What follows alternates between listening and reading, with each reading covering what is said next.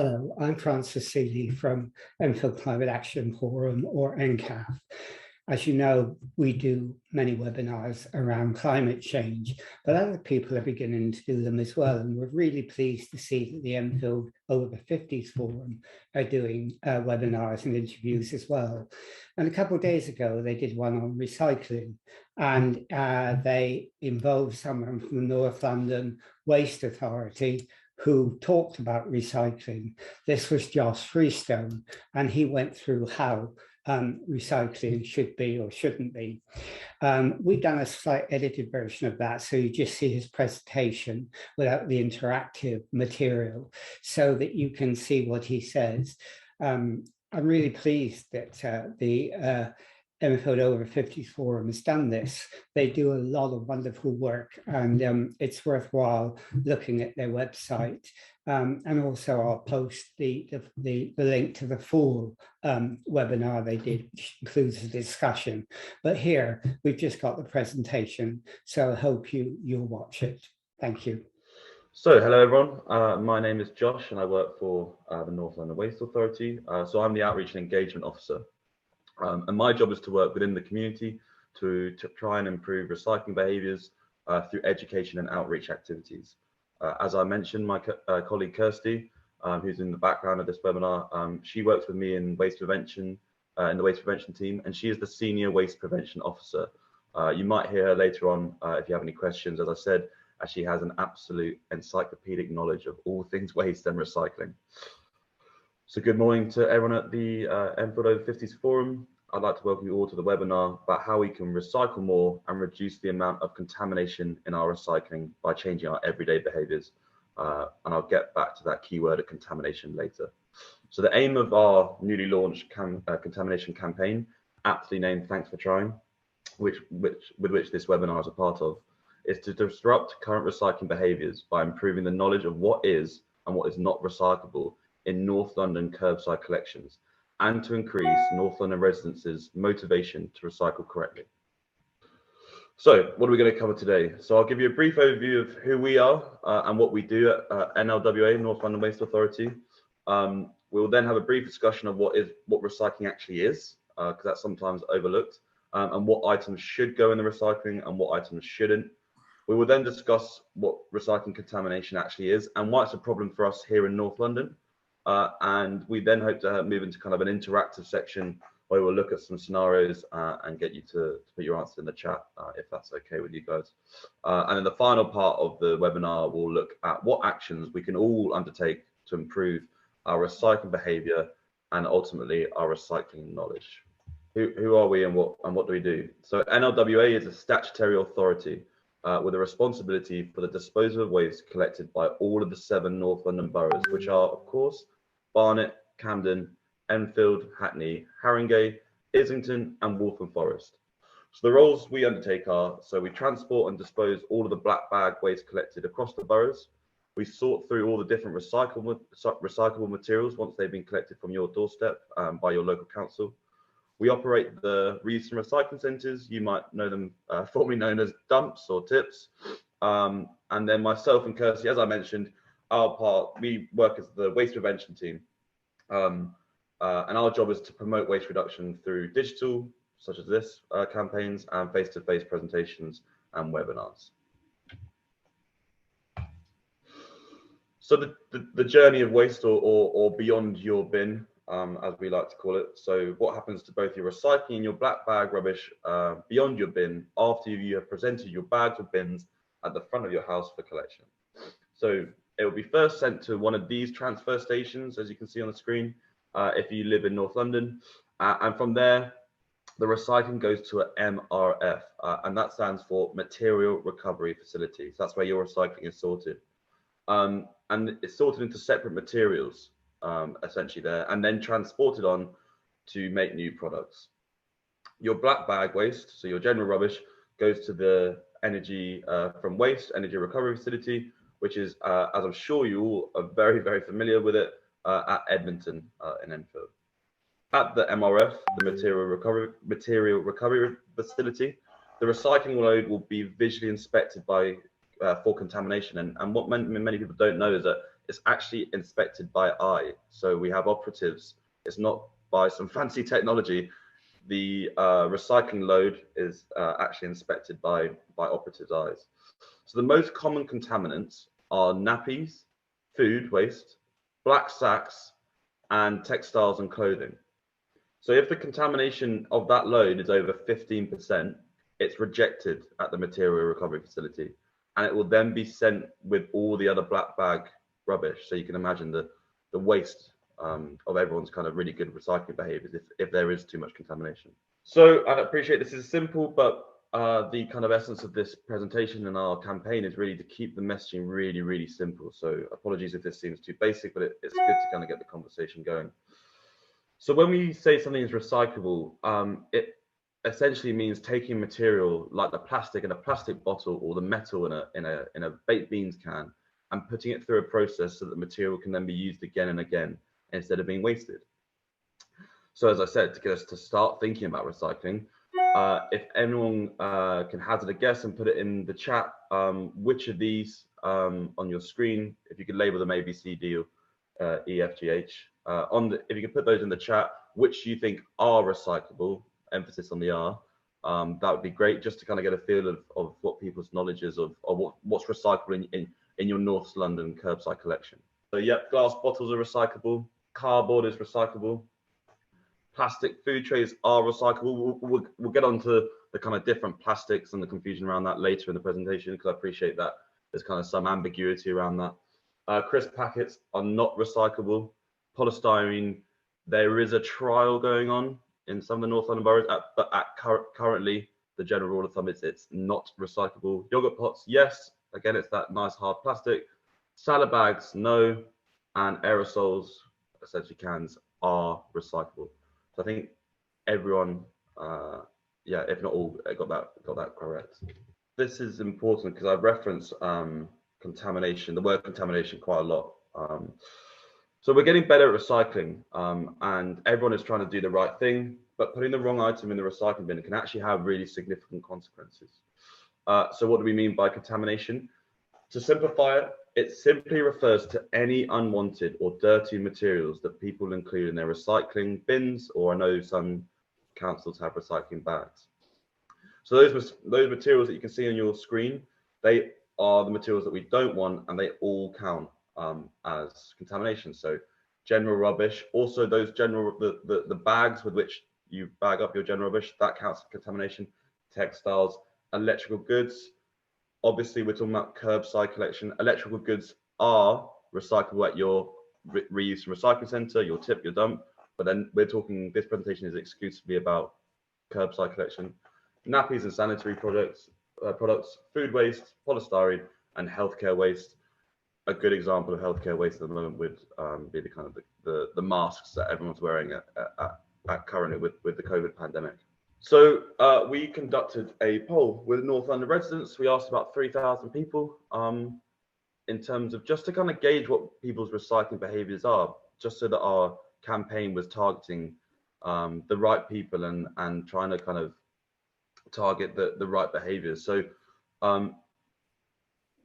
if people can just kind of get a guess what percentage people kind of thought admitted to each of these. There's kind of no right or wrong. It's just, again, just to kind of gauge people's behaviours in terms of recycling and contamination. So if I ask, so how many people admit to putting items in the recycling that they're not sure are actually recyclable?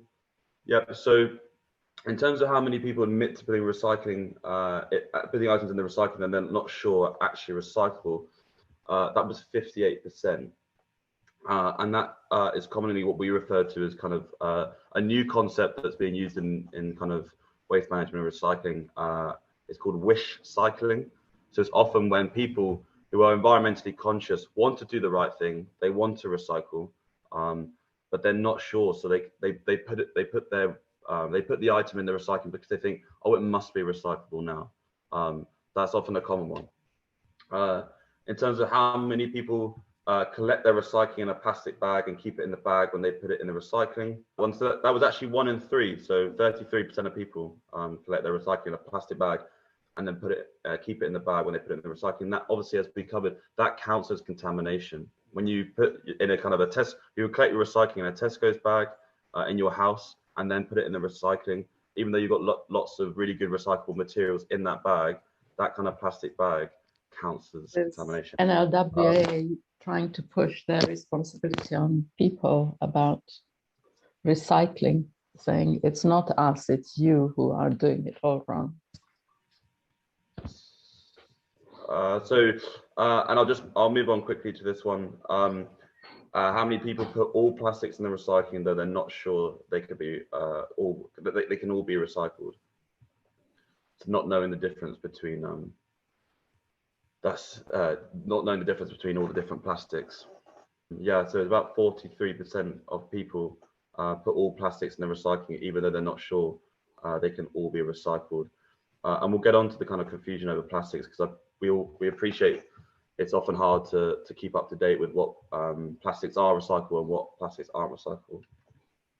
So I'll move on to the next session. So looking at what contamination looks like here in North London. As highlighted by the pie chart on the slide, this is the breakdown of the different percentages of different recyclable materials collected in North London. When we talk about dry recyclables, what we mean is the items that go in your recycling bin or container, including those that you can see on the screen. So paper, glass, card, metals and plastics. This figure also shows that out of all the recycling collected from North London curbsides, 11% of all recycling collected last year was contaminated with non-recyclables like nappies, food, clothes, or black bags of rubbish, leading to about 18,000 tons of recycling being sent to waste in 2020 and 2021. So that equates to about 4% being rejected. And as I referenced earlier, you can imagine the waste of the majority of people's good recycling behaviours. If 15% is contaminated, it means that all that recycling is wasted and goes into black bag anyway. So why is contamination actually an issue for us here in North London? Well, for North London, rejected recycling loads cost about £2 million a year paid for by the taxpayer. Contamination can reduce the quality of the materials so much that sometimes we have to reject the whole load of recycling because we wouldn't be able to sell it on for it to then be turned into something new. Black bags were the most common contaminant found in over 500 loads. The reason why black bags are an issue is because when they go to the material recovery facility, the MRF that I referenced earlier, they clog up the machinery in the processing plants. And then often the contents inside those black bags contaminate the rest of the collected recycling load. The next common was textiles, followed by food waste and electrical items. Just a note as well, as I referenced before with electrical goods, with textiles can be recycled at your RRC, your reuse recycling centre, but they can't be recycled in your curbside collection. So just to move on to 3 different scenarios that relate to contamination. They're fairly simple, but just to kind of identify the problem and the solution. So if I read them out again, if people can just put in the chat their answers. Scenario 1, Gemma has just had a takeaway of chips and is not sure what to do with the polystyrene packaging they came in. Gemma wants to do the right thing and recycle it. She noticed the symbol on the packaging, picture at the top right there, the number 6 in the triangle. However, she doesn't know whether to place the polystyrene in her black bag rubbish or in her recycling. Which bin should Gemma place the polystyrene packaging into? Recycling or general waste? General waste was the correct answer. So when it comes to kind of ambiguity over whether something is recyclable, people often get confused between these kind of black triangles and other recycling symbols, because I appreciate there's a lot of symbols that look like each other. We want you to look out purely for these green signs and absolutely not for those black triangles. We understand the symbols on all packaging can be confusing, and certain symbols can be confused with recycling labels. So what is the issue with polystyrene? Well, when it comes to those black triangles, they are actually called RIC symbols, which it means resin identification code. And that's simply an identification put on there by the producer that highlights the type of plastic material. The general rule of thumb is that the lower the code, so in that one in this example 1 and 2, the more likely that particular plastic is to be recycled. Both 1 and 2 RIC symbols are amongst the most common recyclable materials. So RIC1 is usually drink bottles and cups, and RIC is shampoo bottles and milk bottles. But I must stress that these symbols don't identify whether a material is recyclable or not. You want to look out for these green symbols that will say it's widely recyclable or recyclable in your borough. So scenario 2, Gita has stored her recycling in a reusable bag in her kitchen, which she will take out to the large communal bin outside of her flats. The items that Gita has ready to recycle include a fizzy drinks can, disposable coffee cup, a shampoo bottle, and used tissue paper. Which of these items should not be placed in the recycling bin? I'll get back to contamination scenarios. So I think most people said B and D. Absolutely right. So if we take a look at why those, why Gita's items were not recyclable, often a key reason why people contaminate is the belief that an item or material should be recyclable by now. We talked about that term, wish cycling. So in terms of why a coffee cup's not recyclable yet, takeaway coffee cups are made out of paper. And so a lot of people assume that they too can be recycled. However, takeaway coffee cups are made with a special coating, often wax, so that they can contain your hot beverage. This means the cup is non-recyclable in your kerbside collection. And it's the same process as I'll get onto now with tissue paper. So why is tissue paper not recyclable? A lot of tissue paper is made from already recycled material, recycled paper, sorry. So that tissue paper that you see is often the kind of at the end of the life cycle of a piece of already recycled paper, if that makes sense. This means that it can't be recycled again, as the fibers are too weak and will result in a poor pulp in the recycling process. So when paper is recycled, it's shredded, mixed with water to form a slurry. This then hardens over time, and obviously is then created, made into new paper. Tissue paper is too weak for that process to take place. And with the coffee cups, as the same kind of a similar process with cardboard, that wax would ruin the creation of new cardboard or paper. In regards to scenario 1 and 2, to help tackle the issue of confusing packaging and the confusion over whether an item is recyclable yet, there are some engaging resources available to you on our website. So we have the Where Does My Recycling page go on our website that provides an overview of the kind of journey of each of the different recycling materials that we've talked about today. And there is also an A to Z of materials on our website.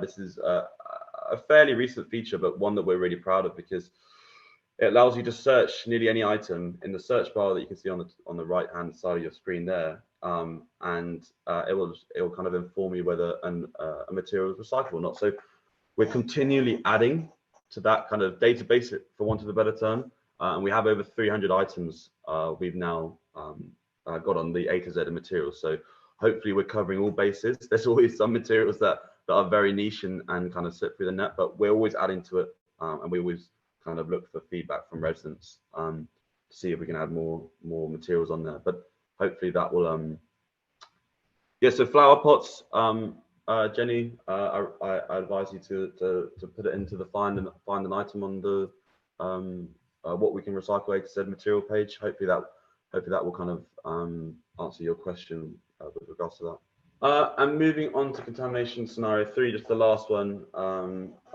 Ahmed has just come home from work and has finished cooking dinner for his family. He is somewhere he needs to be, so begins to clean up quickly after dinner. Several of the cans that Ahmed used to prepare the food have beans and sauce in the bottom. As Ahmed is in a rush, he squashed the can and placed them in his recycling bin. Quite simply, what has Ahmed done wrong?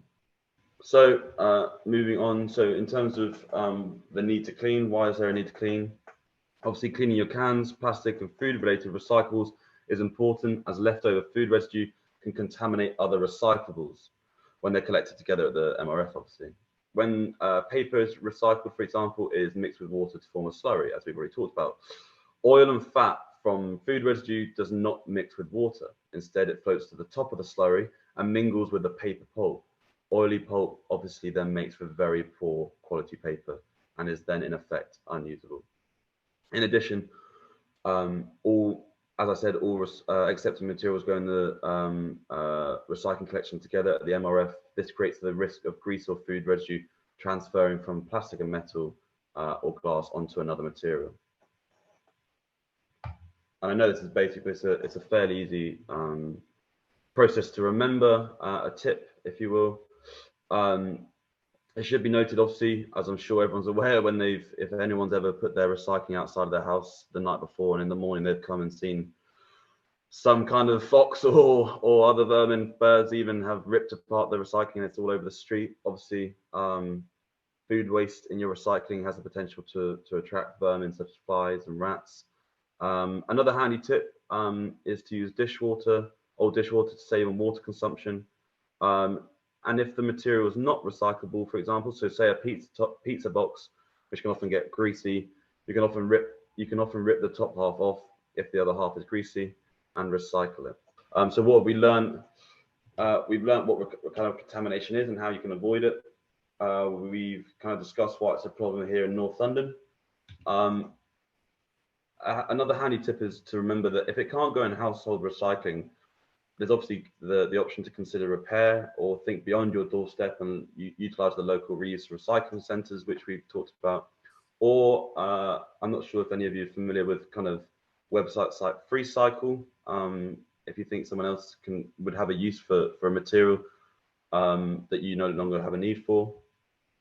And the kind of 3 actions that could make a difference to recycling rates, not only here in North London, but nationally is, and we've talked about these, but just to kind of consolidate those, is make sure packaging is empty and rinse off any food. Avoid putting black bin bags in your recycling, or collecting your recycling in a bag, and then putting it in the recycling. And if you're not sure whether something is recyclable, I obviously advise people to look at our website. But I appreciate not everyone has access to kind of IT services. So if you're still unsure, if in doubt, leave it out and put it in the black bin. Sometimes, especially if it's with a very kind of a niche item that you're just simply not sure, you've looked it up and you're still not sure, it's better to put it in your black bag rubbish rather than contaminate your recycling. So thank you very much for your time. I hope everyone feels even a little bit more knowledgeable about the do's and don'ts of recycling. As I said, please look at our website on that A to Z, and also the journey of waste to beyond the bin. Is, even if it's out of curiosity, it's really interesting to see where everyone's the journey of your recycling and the journey of your black bag waste.